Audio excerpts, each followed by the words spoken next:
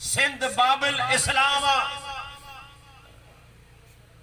बाबिल मदीना है। सिंध जी पाक सरजमीन, हितां जो सकाफतूं, हितां जूं मोहब्बतूं, हितां जूं तहज़ीबूं, हितां जी प्यार, हितां जो भाईचारो, हितां जूं खिदमतूं रूस जमीन में बाबे आदम अलैहिस्सलाम जे औलाद खां अफजल में अफजल इन्हनि खूबन में आए तो सिंध जी सरजमीन जी अवाम। अल्लाहु अकबर, अल्लाहु अकबर, अल्लाहु अकबर। अज सती जी रात, सती जुल्हज्जा, मके मौज़मा इमाम हुसैन आली मकाम सती जी रात पान मके जे सरजमीन के छड़े बैतला जे दीवारन के तके अखन मां लुढ़क वहाए हाजिम जा काफिला मके में दाखिल थी चुका है।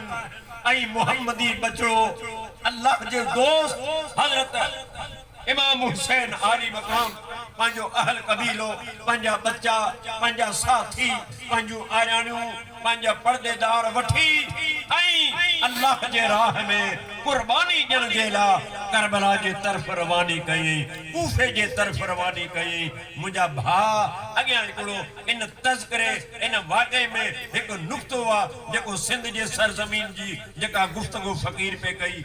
अर्ज़ करण जो मक़सदु इहो त सभिनी मामलनि खे तय कंदे ऐं आख़िरी मरहले में हज़रत इमाम हुसैन आली मकाम ॾिठो त ही ज़ालिम कंहिं बि ॻाल्हि में ही नथा अचनि, कंहिं बि पेचाती फ़ैसिले में ही नथा अचनि। हिननि जी जेका मक़सदु आहे सो मूंखे क़त्ल करणो आहे।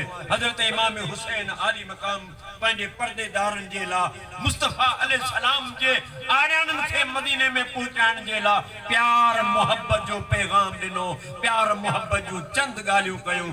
उहे जेके टे हुज़ूर जे बचड़े शर्त रखिया, हिकु शर्त इहो हुयो त मूंखे अल्लाहु अकबर इमाम हुसैन फरमाया त मूंखे यज़ीद वटि वठी हलो।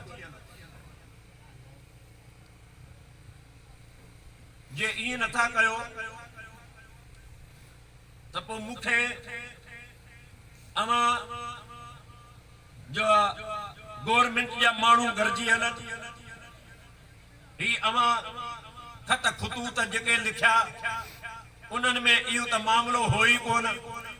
ही आरियाणियूं, ही नंढा मासूम बच्चा असीं पाण सां वठी आया आहियूं जंग करण जे लाइ। केर बि पर्देदार बच्चा वठी न वेंदो आहे। असां त तव्हांजे दावत में आयासीं, अवां त बेवफाओ, अवां त मेहमाननि जा कातिल थी विया आहियो। लेकिन मूंसां आरियाणियूं आहिनि, पर्देदार आहिनि, अवां खे मुंहिंजे खून जी ज़रूरत आहे त मुंहिंजो सिर हाज़िर आहे। अल्लाहु अकबर नाने मोहम्मद जे दीन तां। लेकिन मुस्तफ़ा अलैहिस्सलाम जूं आरियाणियूं पर्देदार मासूम आहिनि। अगर मूंसां जेकॾहिं इहा महिरबानी थिए त मदीने तैयबा पहुचाए अचूं, वरी मां तव्हां सां गॾिजी थो अचां, या इहा ॻाल्हि क़बूल कयो। अगर इहा बि तव्हांखे ॻाल्हि पसंदि न आहे त पोइ मूंखे तव्हां छॾे ॾियो हिकिड़े पासे त मां सिंध जे तरफ़ हलियो। बर्दाश्त नथा करे सघो, अव्हां खे मुंहिंजे रहण में को ख़तरो थो मालूम थिए त पोइ तव्हां मूंखे मदीने बि नथा छॾियो त पोइ हिकिड़े पासे का गली ॾियो त आऊं पंहिंजा पर्देदार वठी सिंध जे सरज़मीन ते हलियो वञा। ओ मुंहिंजे महबूब अलैहिस्सलाम जा ग़ुलामो, सिंध जे सरज़मीन जे बख़्त वारा इंसानो, इहा केॾी ख़ुशकिस्मती आहे। इन ग़म जे टाइम ते, इन दर्द ऐं हिजर दुख जे टाइम में हज़रत इमाम हुसैन आली मकाम मदीने तैयबा जे वञण खां बाद में अगर जेकॾहिं यादि कयो आहे त सिंध जे सरज़मीन खे यादि कयो। हुसैन जो रूह ॾिसी चुको हो त सिंध जा माण्हू उहे मूंसां मोहब्बत कंदा आहिनि, इश्क कंदा आहिनि, मूंतां तन मन बच्चा कुर्बान कंदा, उहे बेवफाई हरगिज़ न कंदा।